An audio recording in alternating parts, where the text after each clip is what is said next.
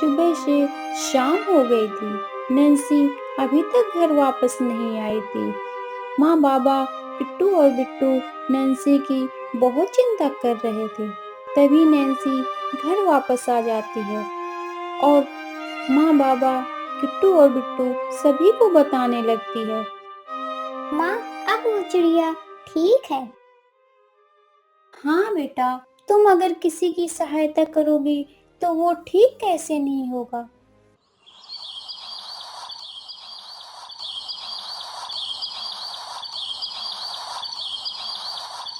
सुबह होते ही नैन्सी माँ बाबा किट्टू बिट्टू को चिड़िया की हालत बताने लगती है और कहती है, अब मुझे उस गरीब चिड़िया की सहायता के लिए फिर से जाना होगा बाबा। तभी बाबा नैन्सी को जाने के लिए हाँ कर देते हैं। तभी माँ बोलती है, बेटा जल्दी घर आ जाना। नैन्सी कहती है, हाँ माँ, मैं जल्दी आ जाऊंगी। तभी माँ नैन्सी को कुछ खाने को देती है।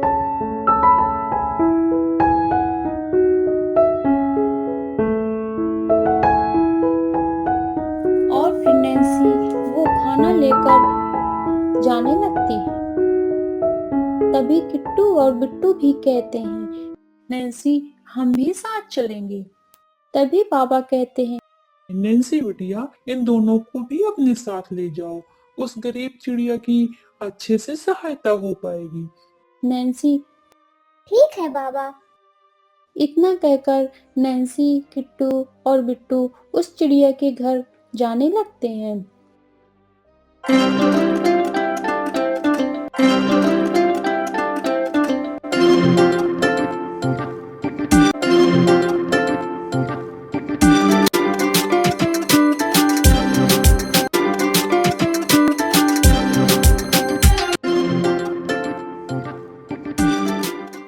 चिड़िया उन्हें देखकर बहुत खुश हो जाती है।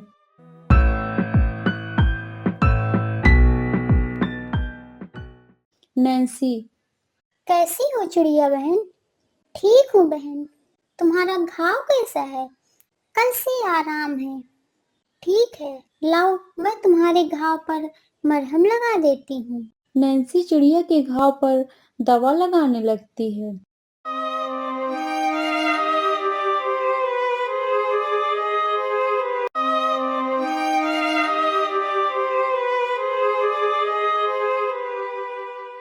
आओ बहन, मेरे पास बैठो। नैन्सी चिड़िया के पास बैठ जाती है। बहन, तुमने मेरी इतनी सहायता की और अभी तक अपना नाम नहीं बताया। मेरा नाम नैन्सी है और ये दोनों मेरे दोस्त हैं, किट्टू और बिट्टू। नैन्सी, तुम्हारा नाम क्या है? मेरा नाम लाली है। ये दोनों मेरी बहनें हैं, रुंझुन और रोनी। और यहाँ के पूरे बगीचे में हम सब पक्षियों का घर है। तभी सभी पक्षी लाली की तबीयत देखने वहां आ जाते हैं।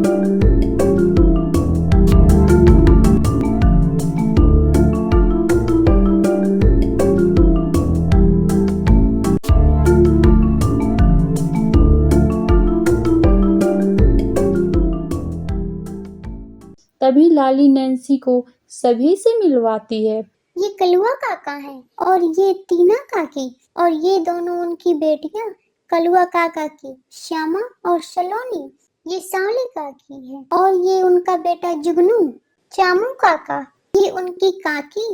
ये उनके बच्चे हैं, सोना और दीनू। नैन्सी सबसे मिलकर बहुत खुश होती है। लाली कैसी हो बेटा? ठीक हूँ सावली काकी, कल से पीड़ा आज कुछ कम है। बुरा हो उस किसान का जिसने हमारी लाली की ये हालत की। इतना कहकर सब अपने अपने घर चले जाते हैं और नैन्सी लाली के लिए भोजन देती है और उसके परिवार के लिए भी। लाली भोजन करने लगती है। सभी बहुत खुश होते हैं। लाली और नैन्सी किट्टू और बिट्टू बैठे बैठे देखते हैं कि बहुत तेज वर्षा होने लगी है। सभी पक्षी लाली के पास आ जाते हैं।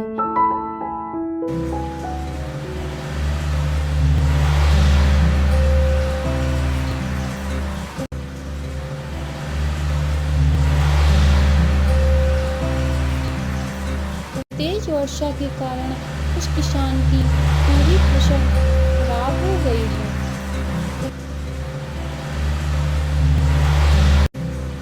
और किसान रोने लगता है और फिर उसकी पत्नी रोते हुए किसान के पास आ जाती है और कहती है, सुनिए जी, वर्षा के कारण हमारा पूरा घर डूब गया है, कुछ भी नहीं बचा।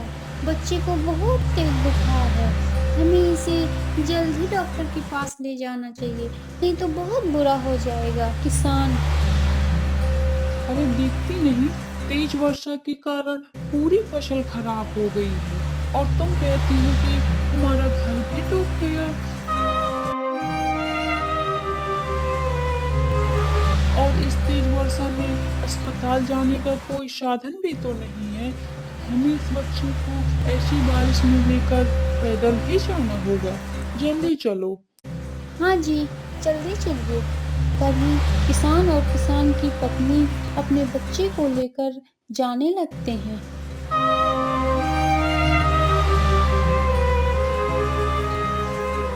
तभी उनका बच्चा रास्ते में ही दम तोड़ देता है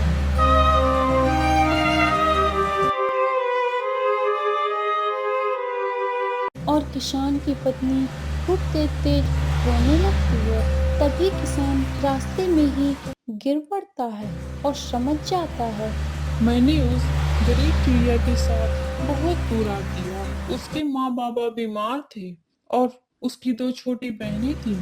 ऐसे में ही मैंने उसे भोजन न देकर बहुत बुरा किया। गरीब चिड़िया भी भूख से तड़प रही थी। ऐसे बुरे वक्त में मैंने उसके पंख पर छुरा चलाकर उसको घायल भी कर दिया था।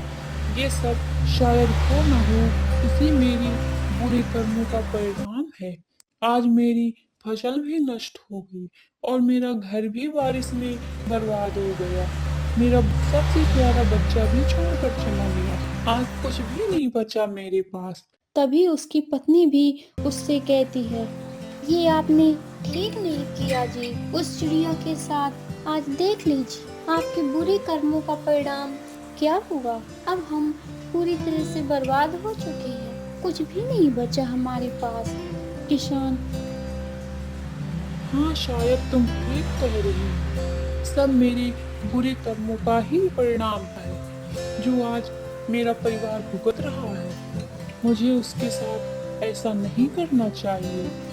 किसान की पत्नी कहती है, हमें उस चिड़िया के पास स्वयं ही चलकर माफी मांगनी होगी। हो सकता है हमारे पापों का थोड़ा बहुत प्रायश्चित हो सके।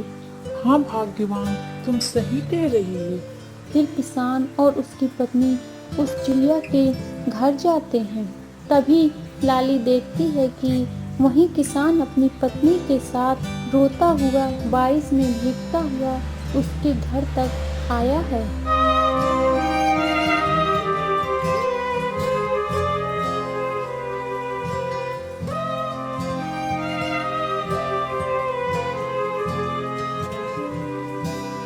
तभी लाली नैन्सी से कहती है, नैन्सी, ये वही किसान है, लेकिन आज तो रोता हुआ। नैन्सी। चलो देखते हैं। तभी सभी पक्षी और नैन्सी, किट्टू, बिट्टू सब उसके पास जाते हैं। इस दुष्ट किसान को अब यहाँ आने की क्या जरूरत पड़ गई।